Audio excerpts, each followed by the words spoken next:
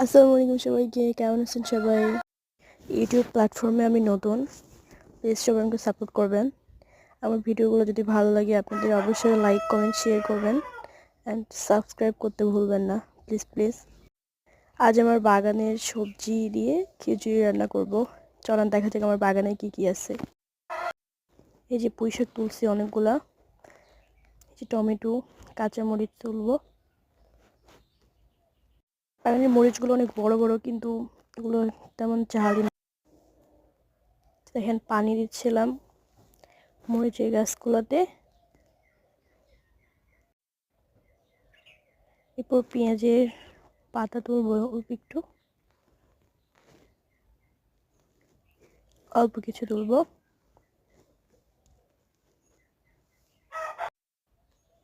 ফুলকপি তুলবো।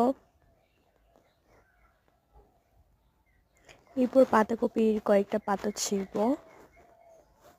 মানে সবকিছু অল্প অল্প করে নিচ্ছি আর কি। সিম নিব, বেশি না, কয়েকটা।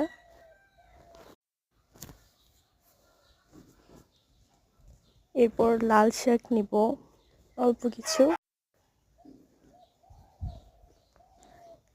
এই যে সব শেষে আবার সবজি তোলা শেষ, এগুলো কেটে ধুয়ে নিচ্ছি। এই যে মসুর ডাল, চাল, এগুলো ধুয়ে এর মধ্যে সবজিগুলো ধুয়ে রেখে সবজিগুলো দিয়ে দিচ্ছি।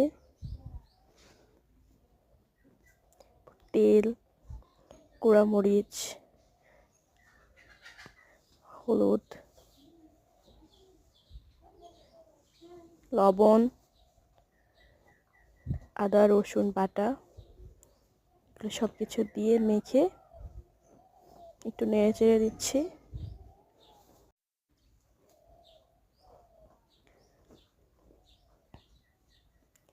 এরপর পানি দিয়ে দিব, পানি দিয়ে ঢেকে দিব।